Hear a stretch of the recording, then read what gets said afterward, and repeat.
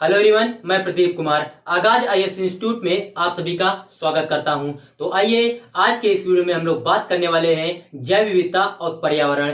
जैव विविधता और पर्यावरण से रिलेटेड यूपीएससी के प्रीलिम्स और मेंस के लिए आज के जितने भी मोस्ट इंपॉर्टेंट टॉपिक है हम आप लोगों के लिए लेकर आए हैं। तो चलिए देखते हैं। तो देखिए, प्रीलिम्स के लिए जो टॉपिक है वो है ग्रीन वॉशिंग, कार्बन प्रदूषण में एयरलाइंस का योगदान और जलवायु परिवर्तन, GHG पेरिस समझौता SAF। और मेंस के लिए जो टॉपिक है एयरलाइंस की ग्रीन वॉशिंग और कार्बन प्रदूषण में योगदान संबंधी चिंता। तो चलिए हम यूपीएससी के प्रीलिम्स और मेंस के इन सभी टॉपिक के बारे में पूरे विस्तार से चर्चा करते हैं। तो देखिए चर्चा में क्यों है, आइए समझते हैं। तो देखिए, अमेरिका में डेल्टा एयरलाइंस के खिलाफ एक मुकदमा दायर किया गया है जिसमें कंपनी पर अपने धार्मिक प्रयासों और हरित एवं कार्बन तटस्थ एयरलाइन होने के संदर्भ में झूठे व भ्रामक दावे करके ग्रीन वॉशिंग में शामिल होने का आरोप लगाया गया है।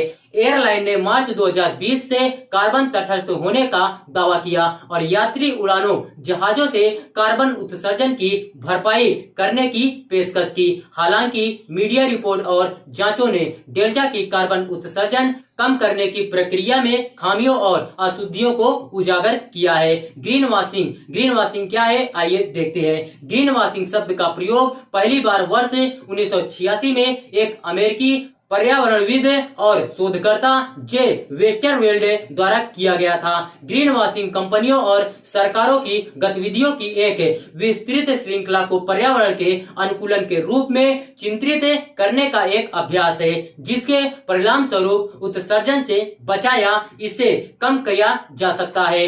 इनमें से कई दावे असत्यापित, भ्रामक या संदिग्ध होते हैं। हालांकि यह संस्था की छवि को बेहतर बनाने में मदद करता है, लेकिन जलवायु परिवर्तन के विरुद्ध लड़ाई में किसी प्रकार का विशेष सहयोग नहीं करता है। सेल और BP जैसे तेल दिग्गजों तथा कोका कोला सहित कई बहुराष्ट्रीय निगमों को ग्रीन वॉशिंग के आरोपों का सामना करना पड़ा है। पर्यावरणीय गतिविधियों की एक पूरी श्रृंखला में ग्रीन वॉशिंग सामान्य बात है। अक्सर विकसित देशों द्वारा विकासशील देशों में वित्तीय प्रवाह के जलवायु सहलाभों का सहारा लिया जाता है जो कि कभी कभी बहुत कम तर्कसंगत होते हैं। इन विकसित देशों के इस प्रकार के व्यवसाय निवेशों पर ग्रीन वॉशिंग का आरोप लगता रहता है। भारत में उपभोक्ता संरक्षण अधिनियम 2019 के तहत ग्रीन वॉशिंग को एक अनुचित व्यापार विधि माना जाता है जो भ्रामक दावों पर रोक लगाता है,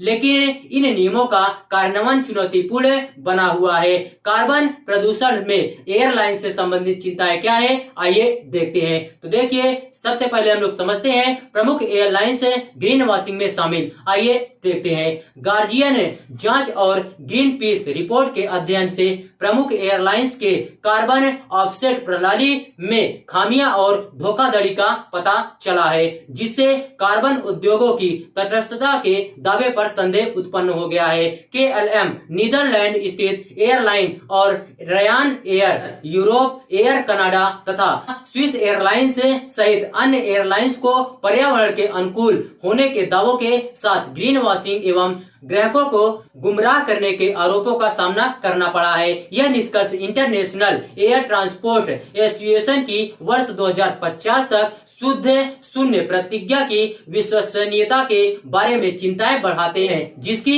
विशेषज्ञों ने ग्रीन वॉशिंग अधिनियम के रूप में आलोचना की है। कार्बन प्रदूषण में एयरलाइंस का महत्वपूर्ण योगदान क्या है, आइए देखते हैं। अंतर्राष्ट्रीय ऊर्जा एजेंसी IEA के अनुसार वर्ष 2021 में वैश्विक ऊर्जा से संबंधित CO2 उत्सर्जन में विमानन का हिस्सा 2% से अधिक था। एक अनुमान के मुताबिक वर्ष 2050 तक विमानन उत्सर्जन 300 से 700% तक बढ़ सकता है। मुंबई से लॉस एंजिल्स की एक यात्रा में 4.8 टन CO2 उत्पन्न होती है, 6 लाख स्मार्टफोन चार्ज करने के बराबर। ऑफसेट प्रणाली में ब्लाइंड स्पॉट क्या है, आइए देखते हैं। कार्बन ऑफसेट की गणना के लिए सार्वभौमिक रूप से मान्यता प्राप्त मानकों और ट्रैकिंग तंत्र की कमी है जिससे उत्सर्जन में कमी सुनिश्चित करना कठिन हो जाता है। जो अन्यथा नहीं होता। प्रमाणन संगठन कार्बन क्रेडिट के खरीदारों एवं विक्रेताओं को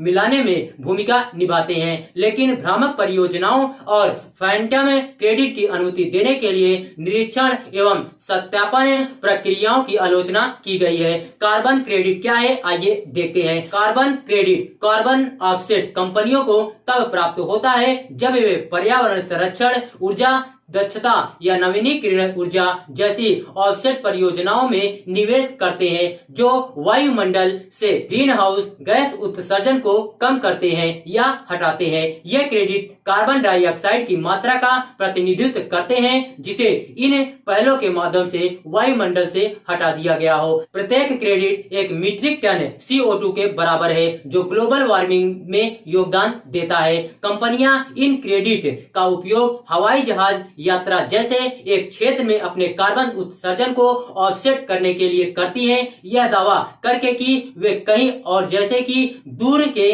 वर्षावनों में उत्सर्जन को कम कर रहे हैं। वर्ष 2023 में मॉर्गन स्टैनली की एक रिपोर्ट के अनुसार स्वैच्छिक कार्बन ऑफसेट बाजार के वर्ष 2020 के 2 मिलियन अमेरिकी डॉलर से बढ़कर वर्ष 2050 तक लगभग 250 बिलियन अमेरिकी डॉलर तक बढ़ने की उम्मीद है। ग्रीन वॉशिंग कार्बन क्रेडिट को कैसे प्रभावित करती है, आइए समझते हैं। सबसे पहले हम लोग अनौपचारिक बाजार के बारे में जानते हैं। तो देखिए, सभी प्रकार की गतिविधियों के लिए क्रेडिट उपलब्ध है, जैसे पेड़ उगाने, एक निश्चित प्रकार की फसल उगाने, कार्यालय भवनों में ऊर्जा कुशल उपकरण स्थापित करने के लिए। ऐसी गतिविधियों के क्रेडिट अक्सर अनौपचारिक तृतीय पक्ष कंपनियों द्वारा प्रमाणित किए जाते हैं और दूसरे को बेचे जाते हैं। ऐसे लेन देन को सत्यनिष्ठा की कमी और दोहरी गिनती के रूप में चिन्हित किया गया है। विश्वसनीयता क्या है, आइए देखते हैं। भारत या ब्राजील जैसे देशों ने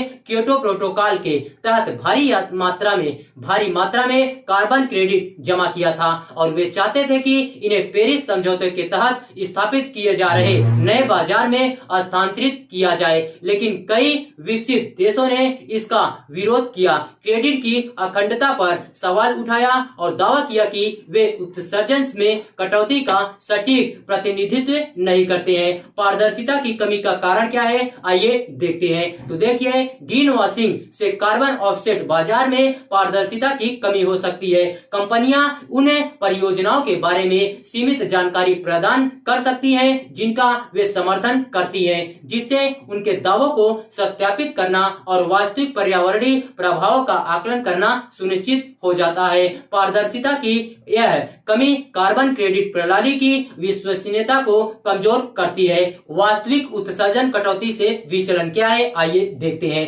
ग्रीन वॉशिंग प्रथाएं कार्बन उत्सर्जन को कम करने के वास्तविक प्रयासों से ध्यान भटका सकती है। ऐसे कंपनियां जो अपने उत्सर्जन को कम करना चाहती हैं लेकिन परिचालन संबंधी बड़े बदलाव नहीं करना चाहती हैं अथवा अधिक पर्यावरण अनुकूलन प्रथाओं को अपनाना नहीं चाहती हैं, वे सिर्फ कार्बन क्रेडिट पर निर्भर रहने में भरोसा करती हैं। यह वास्तविक उत्सर्जन कटौती और निम्न कार्बन अर्थव्यवस्था में परिवर्तन की दिशा में प्रगति को बाधित कर सकता है। आगे की राह क्या है, आइए देखते हैं। तो देखिए, कार्बन ऑफसेटिंग की जटिल प्रकृति और प्रभावों, मानकों पर आम सहमति की कमी नियमों को लागू करने में चुनौतियां प्रस्तुत करती हैं। इसलिए कार्बन ऑफसेट कार्यक्रमों के बेहतर विनियमन, पारदर्शिता और समझ की आवश्यकता है। इन विकल्पों के सामने आने वाली बाधाओं के बावजूद सतत विमानन, ईंधन, हाइड्रोजन और पूर्ण